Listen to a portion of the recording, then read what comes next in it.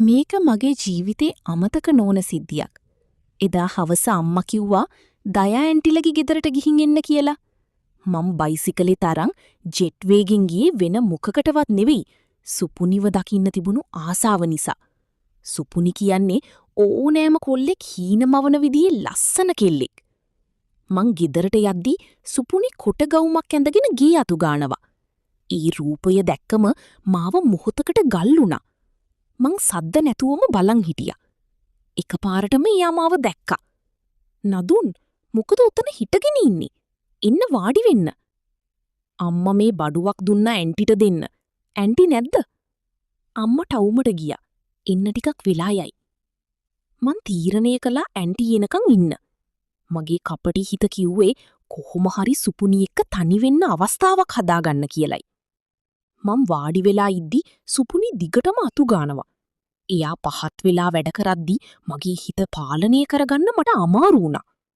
එකපාරටම සුපුනිගේ කකුල ස්ටූල් එකක වැදුනා. අව්! අනේ මගේ කකුල රිදිනව නදුන්. මං දෙපාරක් නොහිතා එයා ළඟට පැන්නා. බිම ඉඳගෙනම මං ඒ ලස්සන කකුල පිරිමදින්න ගත්තා. මෙතනද වැදුනි? මං ඇහුවා. එයා කිව්වා තව ටිකක් උඩින් රිදෙනවා කියලා. කෙල්ලට ඇවිද ගන්න අමාරු නිසා මං එයාව වඩාගෙන කාමරයට ගිහින් ඇඳින් තිබ්බා. මං එයාගේ කකුලේ තිල් ගන්න ගත්තා. ගවුම මදක් උඩට කරලා මම හිමින් මේ සිනිදු කකුල් පිරිමදිද්දී අපි හිතවල තිබුණේ නොකියවුණු අවසරයක්. මගේ අත්වල ස්පර්ශයට සුපුනි හිමින් කිඳිරි ගන්න ගත්තා. මං තවත් එයාට සමීප වුණා. එයා මන් දිහා බලාගෙන හිටියේ හරිම ආදරණීය බැල්මකින්. මම හිමින් එයාගේ ගවුම අස්සෙන් අත දාලා ඊ සිනිදු සිරුරේ පහස විඳින්න ගත්තා. අපේ හුස්ම වැටෙන හඬ මුළු කාමරේ පුරාම ඇහුණා. මං සුපුනිව මගේ පැත්තට හරවගෙන ඊ රතුවුණු තොල්පෙතිවල රස බලන්න ගත්තා. සුපුනිත් මාව තදින් බදාගෙන මට උපරිම සහයෝගය දුන්නා. අපි දෙන්නා ඊ මොහොතේ ලෝකයම අමතක කළා. මං එයාගේ රූපයේ සෑම තැනකම මගේ ස්පර්ශය රැගෙන ගියා. සුපුනිගේ කිඳිරියේ ඉන්නම වැඩි වුණා. විනාඩි කිහිපයක් අපි දෙන්නා ඊ උණුසුම් පහස විඳිමින් එකිනෙකා අතර අතරමං වුණා. ඒක මගේ ජීවිතේ ලැබුණු සුපිරිම සැපක්. හැමදේම ඉවර වුණාට පස්සේ සුපුනි මන් දිහා බලාගෙන හරිම ලස්සනට hina වුණා. එදා සුපුනිගේ ගෙදරින් මං එළියට ආවේ මාරම සැහැල්ලුවකින්. ඒත් එක්කම හිතේ පුංචි බයක් තිබුණා කවුරු හරි දැක්කද කියලා. මං ඉක්මනට බයිසිකලයට නැගලා ගෙදර ඉන්න පිටත් වුණා. පාර දිගටම මගේ හිතේ මැවුනේ සුපුනිගේ ලස්සන රූපේ විතරයි. ගෙදර ආවට පස්සේ මට කිසිම වැඩක් කරගන්න බැරි වුණා.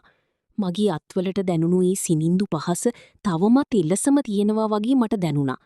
මං රෑ කෑම කන්නත් නැතුව කාමරයට වෙලා කල්පනා කළා.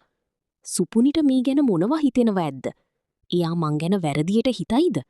මං හිටියේ ලොකු ප්‍රශ්නයක. රෑ 12ට විතර මගේ ෆෝන් එකට මැසේජ් එකක් ආවා. ඒ සුපුනිගෙන්. නදුන්, ඔයා ගෙදර ගියේ පරිස්සමින් නේද? අද වුණ දේවල් ගැන හිතද්දි මට හරිම අමුතුයි. හැබැයි මං ඒකට අකමැති වුණේ නැහැ. ඒ මැසේජ් එක කියවද්දි මගේ හිතට දැනුනේ පුදුම සහනයක්. මං ආයෙත් එයාට මැසේජ් කළා. අපි දෙන්න එදා රෑ හුඟක් වෙලා මැසේජ් කළා. අපේ අතර තිබුණු ඒ ලැජ්ජාව ටික ටික නැති වෙලා ගිහින් තිබුණා. සති දෙකකට විතර පස්සේ මට ආයෙත් සුපුනිව හම්බෙන්න අවස්ථාවක් ලැබුණා. හැබැයි මේ සැරේ ගෙදරදි නෙවෙයි. ගමේ තියෙන විල්යාය අයිනේ තියෙන පාළු අම්බලම ළඟදී. සුපුනි එතනට එන්නම් කියලා මට පොරොන්දු වුණා. හවස් යාමේ හිරු බැස යන වෙලාවේ මං එතනට යද්දි සුපුනි සුදු පාට ගවුමකින් සැරසිලා මං ඉනකම් බලන් ඉන්නවා. කවුරුත් නැති ඒ පාළු තැනදී අපි දෙන්න තනි වුණා. මං හිමින් එයාගේ අතින් ඇල්ලුවා. සුපුනි මගේ උරහිසට ඔළුව තියාගත්තා. නදුන්, මට බයයි කවුරු හරි මේක දැනගනී කියලා. එයා හිමින් කිව්වා. මං එයාව මට තවත් සමීප කරගත්තා. මං එයාගේ නලලට හාදුවක් දීලා හිමින් එයාගේ ගවුමාස්සින් අත දාලා ඒ රහස් පහස විඳින්න ගත්තා. එදා වගේම අදත් සුපුනි මගේ ස්පර්ශයට මියුරු කිඳිරියකින් ප්‍රතිචාර දැක්වුවා. අඳුර වැටෙනකම්ම අපි දෙන්නා ඒ ආදරේ විඳගත්තා. අම්බලම ළඟ සිද්ධ වුණේ හමුවීමෙන් පස්සේ අපේ සම්බන්ධය තවත් ගැඹුරු වුණා. දැන් අපි දෙන්න දවසට පැය ගණන් මෙසේජ් කරනවා. හැම වෙලාවෙම මගේ හිතේ තිබුණේ සුපුනිගේ සිනිදු පහස ආයෙත් විඳින්නේ කවදාද කියන එකයි. ඒ අවස්ථාව මට ලැබුණේ හිතපු නැති විදියකට. එදා දවසම වැස්ස. හවස් වෙද්දි වැස්ස ටිකක් අඩු වුණා. මට සුපුනිගෙන් මෙසේජ් එකක් ආවා. නදුන් අද අම්මලා ගෙදර නෑ. දානේ ගෙදරක ගියා. එන්න පුළුවන්ද? ඒ මෙසේජ් එක දැක්කම මගේ ඇඟ හිරි වැටුණා. මං වහාම බයිසිකලේට නැගලා වැස්සේම සුපුනිලාගේ ගෙදරට ගියා. මං යද්දි සුපුනි දොරකඩ බලන් ඉන්නවා. වැස්ස නිසා එයාගේ ඇඳුම් මදක් තෙමිලා ඇඟටම ඇලිලා තිබුණා. ඒ රූපය දැක්කම මගේ ඉවසීම නැති වුණා. මං ගී ඇතුළට ගිය ගමන්ම දොර වහලා සුපුනිව බිත්තියට හීත්තු කරලා තදින් බදාගත්තා. සුපුනි හීන් හඬින් නදුන් කවුරු හරි එයි පොඩ්ඩක් ඉන්නකෝ. මං එයාගේ රතුවුණු තොල්පෙතිවල සුවන්ද විඳිද්දි එයාටත් හැමදීම අමතක වුණා. මං හිමින් එයාව වඩාගෙන කාමරයට ගියා. වැස්සේ සද්දෙත් එක්ක කාමරී ඇතුළේ තිබුණි මාරම රොමැන්ටික් ගතියක්. මං හිමින් සුපුනිගේ තෙමුණු ගවුම ඉවත් කළා. ඒ පිරිපුන් සිරුර මගේ දෑස් ඉදිරිපිට දිස්වෙද්දි මට දැනුනේ මං ලෝකී වාසනාවන්තම මිනිහා කියලයි. මං එයාගේ රූපයේ සෑම අංගලකම මගේ ස්පර්ශයේ රැගෙන ගියා. අපි දෙන්නා ඇඳ මත පිරලි ඊ උණුසුම් පහස විඳගත්තා. සුපුනිගේ කිඳිරිය වැස්සේ සද්දෙත් එක්ක මුසු වෙලා ගියා. මං එයාට සමීප වෙලා උපරිම සැපක් දෙද්දි එයා මගේ කොණ්ඩෙන් තද කරලා අල්ලගෙන ඒ මොහොත විඳගත්තා. අපි දෙන්නා උපරිම සැපී ඉන්න වෙලාවේ එකපාරටම සාලි දොර ඇරින සද්දයක් ඇහුණා. අපි දෙන්නම ගැස්සිලා ගියා. කවුරු හරි ගියේ ඇතුළට ඉන්න සද්දය අපිට පැහැදිලි වැහුණා. සුපුනිගේ මූණ බයින් සුදු මෙලි වුණා. සුපුනි බයින් විව්ලමි. දිවියනේ අම්මලා කලින් නැවිත් නදුන් දැන් මොකද කරන්නේ? මට හිතාගන්න බැරි වුණා මොකද කරන්න කියලා. මං ඇඳුම් ටිකත් අතට අරන් ජනේලෙන් පනින්න හැදුවා. මගේ හුස්ම පවා මොහොතකට නතර වුණා. අම්මලා ඒ කියන අපි හීනෙකින්වත් හිතුවේ නෑ. සුපුනි වෙවුලන ගමන් ඇඳුම් ටික ඇඟට දාගත්තා. මට ජනේලෙන් පනින්න වෙලාවක් තිබුණේ නෑ. මොකද කාමරේ දොර ළඟම කවුරු හරි ඉන්නවා කියලා අපිට දැනුණා. සුපුනිගේ අම්මා. සුපුනි මොකද දොර වහගෙන? දුවා ඉන්නවද ඇතුලේ? සුපුනි ඇත්තටම හරිම දක්ෂයි.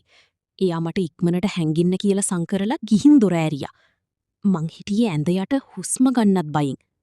සුපුනිගේ අම්මා ඇතුළට ආවා. අම්මේ මට පොඩ්ඩක් ඔළුව රිදෙනවා. ඒකයි නිදාගන්න හැදුවේ. ඇයි අම්මලා මෙච්චර ඉක්මනට ආවේ? අම්මා වැස්ස වැඩි නිසා දානි ගෙදර වැඩ ඉක්මනට ඉවර වුණා දුවා. කෝ ඔයාට හොඳටම උණ වගේනේ. මූණත් රතු වෙලා. මට එතකොටයි මතක් වුණේ අපි ඊ උණුසුම් හමුවීම නිසා සුපුනිගේ මූණ තවමත් රතු වෙලා තියෙනවා කියලා. අම්මා කාමරේ ඇතුලේ සැරිසරද්දි මගේ පපුව ගැහෙන සද්දේ මටම ඇහුණා. බිම වැටිලා තිබුණ මගේ ලේන්සුව අම්මා දකීද කියලා මං හිටියේ මාරම බයින්. වාසනාවට අම්මා වැඩි වෙලාවක් කාමරේ හිටියේ නෑ. එයා කුස්සියට ගිය ගමන් සුපුනි දුවගෙන ඇවිත් මාව ජනේලෙන් එළියට යවුවා. වැස්සීම තිමි මං බයිසිකලේ ගාවට දුවද්දි මට දැනුනේ මං අලුතින් ඉපදුනා වගේ හැඟීමක්. නදුන් අපි එදා අතටම අහුවෙන්න ගිහින් බීරුණි 99. අර සිද්ධියෙන් පස්සේ අපි දෙන්න හිටියේ සෑහෙන්න පරිස්සමි. ගෙවල් වලදී හම්බෙන එක අනතුරුදායකයි කියලා අපි තේරුම් ගත්තා. ඒත් ඒ නොලබෙන පහස ආයෙත් විඳගන්න අපේ හිතවල තිබුණේ ලොකු පෙරේතකමක්. ඒ නිසාම අපි තීරණය කළා කාටවත්ම හොයාගන්න බැරි තැනකට යන්න. සුපුනි කිව්වා එයාගේ යාළුවෙක්ගේ මල්ලිගේ වෙඩින් එකකට යනවා කියලා ගෙදරට බොරුවක් කියලා ඉන්නම් කියලා. මාත් යාළුවෙක්ගේ ට්‍රිප් එකක් යනවා කියලා ගෙදරට කිව්වා. අපි දෙන්න නගරයෙන් ඈත තියෙන පොඩි නිවාඩු නිකේතනයක් ගෙස්ට් හවුස් වෙන් කරගත්තා. එතන කවුරුත් අපේ හඳුනන අය හිටියේ නැහැ. මන් මුලින්ම එතනට ගිහින් සුපුනි එනකම් මග බලන් හිටියා. ටික වේලාවකින් සුපුනි ආවා. එයා එදා ඇඳන් හිටියේ රතු පාට දිග ගවුමක්. ඒකේ හැඩයට එයාගේ පිරිපුන් සිරුර තවත් කැපිලා පෙනුණා. අපි දෙන්න කාමරේ ඇතුළට ගිය ගමන්ම මන් සුපුනිව තදින් බදාගෙන උස්සලා ගත්තා. මේ සැරේ අපිට බය වෙන්න කවුරුත් හිටියේ නැහැ. මන් සුපුනිව ඇඳ මත තියලා හිමින් එයාගේ ගවුමේ සිපර් එක පහත් කළා. සුපුනිගේ සිනිඳු සම මගේ අතට අහුවෙද්දි මට දැනුනේ මුළු ලෝකෙම මගේ අතී තියෙනවා වගේ හැඟීමක් වගේ දැනුණා. මං එයාගේ බෙල්ලේ ඉඳන් පහළට හාදු වැස්සක් වස්සන්න ගත්තා. අපි දෙන්න අයි හෝරා කිහිපය ගත කළේ හීනියක වගේ. කිසිම බාධාවක් නැතුව සුපුනිගේ මියුරු කිඳිරිය සහ මගේ උණුසුම් ස්පර්ශයේ කාමරේ පුරාම රජ කළා. අපි දෙන්නා එකිනෙකාගේ සිරුරුවල රස විඳිමින් මීට කලින් කවදාවත් අත් නොවිඳපු විදිහේ උපරිම ආස්වාදයක් විඳගත්තා. අපි දෙන්නා සැපී ඉන්න වේලාවේ සුපුනිගේ ෆෝන් එකට ඇමතුමක් ආවා. ඊයාගේ අම්මාගේ.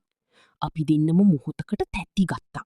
සුපුනි හුස්ම හිර කරගෙන ෆෝන් එක ගත්තා. අම්මා.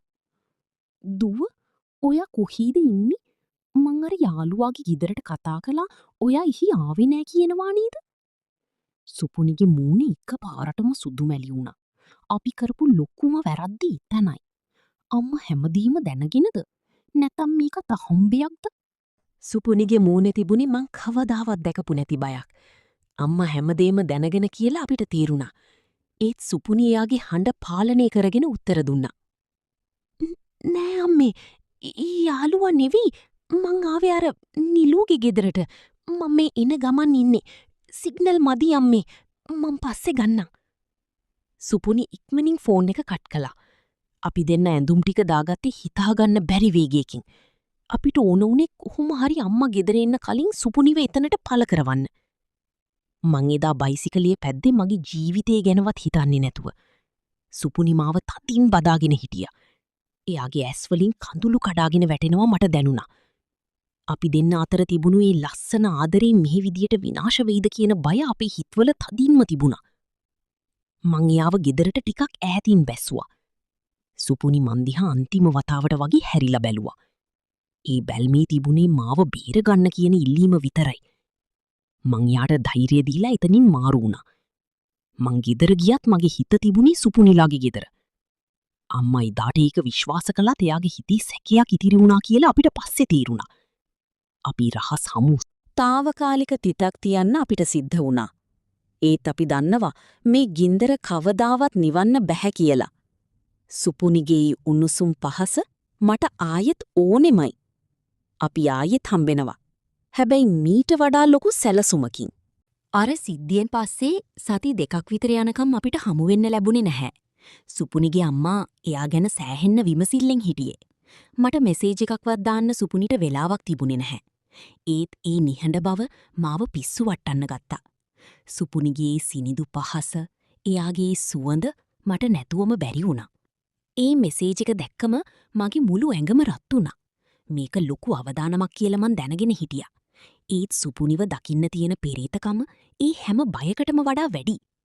රෑ 12ට මං හිමින් සීරුවේ බයිසිකලේ තල්ලු කරගෙන ගිහින් සුපුනිලාගේ වත්ත අයිනින් තිබ්බා. නදුන්. මං කුස්සියට යද්දි සුපුනි නයිට් ඩ්‍රෙස් එකකින් සැරසිලා මං නිනකම් බලන් හිටියා. මං ගිය ගමන්ම එයාව බිත්තියට හේතු කරලා තදින් බදාගත්තා. අපේ හුස්ම වැටෙන සද්දි ඊ නිහඬ රැයි මට හොඳට ඇහුණා. සුපුනි මගේ කනට කරලා හිමින් කොඳුරන්න ගත්තා. සුපුනි, නදුන්, සත්ත කරන්න එපා. අම්මා හැරුණොත් අපි දෙන්නම ඉවරයි. එයා එපා කිව්වට එයා මාව තවත් තදින් බදාගත්තා. මං එයාගේ ගිල දිගේ හාදු තියමින් පහලට යද්දි සුපුනිගේ ඇඟ විවුලන්න ගත්තා. අපි දෙන්නා කුස්සියේ මේසේ උඩම තහනම් ගින්දරේ රස බලන්න ගත්තා. ඊ අඳුර ඇතුලේ අපිට බයක් දැනුනේ නැහැ. තිබුණී එකිනෙකාගේ සිරුරු වලින් ලැබෙන ඊ දරාගන්න බැරි සතුට විතරයි. නදුන්. අපි උච්චතම මොහොතේදී එකපාරටම සාලී ලයිට් එක දාන සද්දේ ඇහුණා. සුපුනිගේ අම්මා කුස්සියට එනවා කියලා අපිට තීරුණා. අපිට පැනලා යන්න වෙලාවක් තිබුණේ නැහැ. මං සුපුනිගේ ඇඳුම ඉක්මනින් හරිගස්සලා මේසේ පිටුපස අඳුරේ හැංගුණා. දුව, මොකද මේ අඳුරේ කරන්නේ? කා එක්කද කතා කළේ?